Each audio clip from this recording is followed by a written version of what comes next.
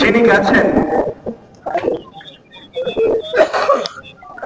তিনি 82 বছর বয়স থেকে যদি 14 বছর বাদ দেই, প্রথম 14 বছর, তাহলে তার রাজনৈতিক জীবনের বয়স ছিল 68। গোনা তো সম্ভব নয়, কিন্তু কমপক্ষে 68,000 মানুষ আমার এই জীবনে, আমি যতদিন ধরে বেঁচে আছি, যেন আমাকে তারা কখনো না কখনো বলেছে, কেউ না কেউ কোনো না কোনো ভাবে আমি নোমান ভাই দ্বারা ছোট বড় কোনো না কোনো একটা উপকার পেয়েছি আমার জীবনে।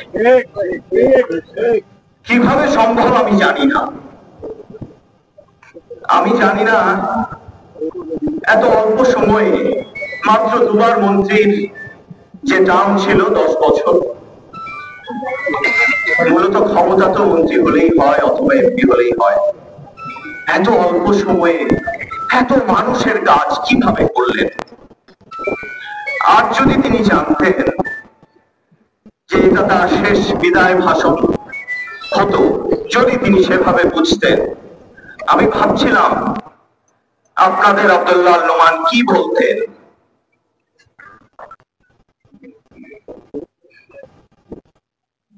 আমার পাশে বসে শুনেছি তো, তিনি শুরু করতেন, আমি নোমান আব্দুল্লাহ আল নোমান, কেমন আছো, কেন আছো? আমাকে আমার সাথে মন খারাপ করেছো? কেউ যদি মন খারাপ করতো, কিভাবে যেন বুঝে যেতেন এবং বলতেন আমার কোনো দোষ ছিল, নিশ্চয়ই আমার কোনো দোষ ছিল না, হলো আমার উপরে মন খারাপ কেন করলো? অথচ তার যে মন খারাপ থাকতে পারে সে ব্যক্তির প্রতি, সেটা বলতেন না,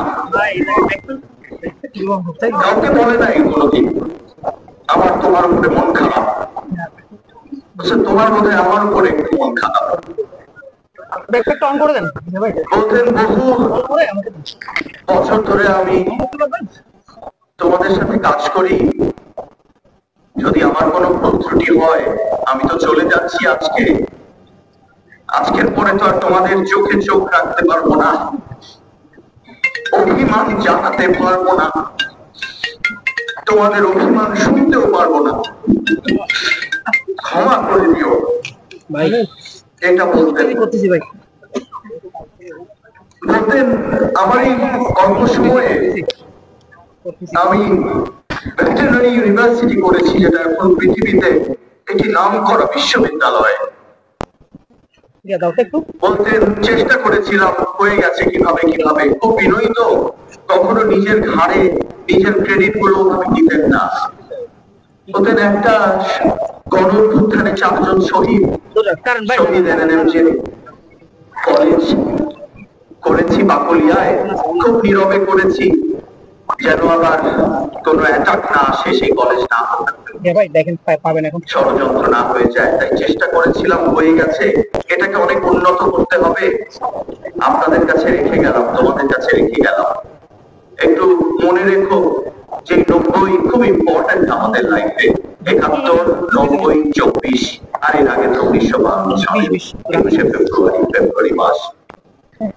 আবার বলতেন যে আমি যখন ছাত্র ইউনিয়ন করেছি 1963 সনে, আমি অনেকের মতোই অথবা প্রথম বলেছিলাম চট্টগ্রামে একটা বিশ্ববিদ্যালয় প্রয়োজন, লালদিঘির ময়দানে।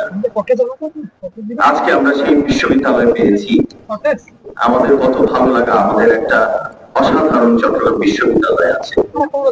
আমি এই তৃতীয় সেতু, কর্ণফুলী তৃতীয় সেতু, আমার মনে হয়েছিল যে আমরা 4 মাস আছি, 5 মাস আছি সরকারে 2006-এ।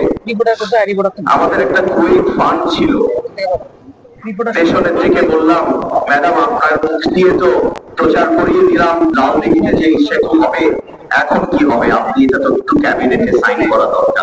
সামনে আসার জন্য তো পাশ করে এই তৃতীয় সেতু আমরা করে ফেলেছি। যে তৃতীয় সেতু আজও আমাদের গর্ব, অন্য কোন সেতু বা টানেল নয়। যেটা অর্থনৈতিক কর্মকাণ্ডে মূল কাজটি করছে সেটি এই তৃতীয় বঙ্গবন্ধু সেতু। আমি চট্টগ্রাম শিক্ষা বোর্ডের বিষয়ে 90-এর দশকে একেবারে কিছু মুরব্বীর সাথে দৌড়াদৌড়ি করে মন্ত্রী হিসেবে এটা বোধহয় করতে পেরেছি। আমি জামায়াতুল ফালাহ আমার খুব প্রিয় মসজিদ, এই মসজিদে কি যেন আছে, আমি সাইদুর রহমানের কথা বলছি না, আমি আব্দুল্লাহ রহমানের কথা বলছি। কি ভালোবাসা এই মসজিদের প্রতি, প্রতিটি মসজিদ মন্দির পর্যন্ত তিনি কন্ট্রিবিউট করেছেন। বাট এই মসজিদ যেখানে তারা আজকে শেষ প্রধান জানাজা, সেই মসজিদে একটা বরাদ্দ এনে সম্ভবত 90 বা 96 কোটি টাকা। এটাকে যতটুকু আজকে দেখছেন এতটুকু হয়েছে তার আমলে। বাণিজ্যিক রাজধানী, আমরা সবাই বলি চট্টগ্রামকে আমরা বাণিজ্যিক রাজধানী, অনেকে বলে বাণিজ্যিক রাজধানী হয়নি। দেশনেত্রী বেগম খালেদা জিয়া তখন প্রধানমন্ত্রী থাকা অবস্থায় আব্দুল্লাহ রহমানের প্রস্তাবনায় 16 দফা এই বাণিজ্যিক রাজধানী ঘোষণা করে দিয়ে গেছেন অফিসিয়াল। আমরা কেন কোনোদিন এভাবে বলি না যে বাণিজ্যিক রাজধানী চট্টগ্রাম? কেন প্রত্যেকটা সরকারকে বলি না আপনারা ওই 16 দফাটা বুঝে পড়ে একটু চট্টগ্রামকে বাণিজ্যিক রাজধানীর গুরুত্বে নিয়ে যান, সেই স্থানে নিয়ে যান, এখানে মন্ত্রিসভার মিটিং গুলো করেন। আমি আব্দুল্লাহ রহমান সেই কাজটি করার চেষ্টা করেছিলাম। 16 দফাতে আমি শেষ করেছি, আরো 32 দফা হওয়া দরকার, আরো অনেক কিছু এখানে অ্যাড করা দরকার। শেষ আরো বহু কিছুই আছে, স্কুল কলেজ এগুলো অনেক নেতারাই করছেন, বলেছেন, তিনিও ব্যতিক্রম নন। কিন্তু কতগুলো মৌলিক কাজ আমি আপনাদেরকে একটু জানালাম যে আব্দুল্লাহ রহমান করেছিলেন বলে আমরা হয়তো আজকে সেগুলো পেলাম। আমাদের স্টেডিয়ামের যে আধুনিকায়ন সেটাও হয়েছিল তার হাতে। আর শেষে বলতেন, আমি আমার দুটো সন্তান রেখে গেলাম, আমার দুজন সন্তান রেখে গেলাম, যে সন্তানের মাধ্যমে আমি আশা করব শুধু সেবা হবে, আর কিছু হবে না, আর কোনো কিছুর দরকার নাই। তাই কোনো চাওয়া নেই, শুধু সেবা, শুধু সেবা, শুধু সেবা। এই প্রতিজ্ঞাবদ্ধ হয়ে আমি আমার বক্তব্য শেষ করছি। আপনারা শুধু দোয়া করবেন, একটু মন থেকে দোয়া করবেন যেন তিনি ব্যস্ত নসিব পান।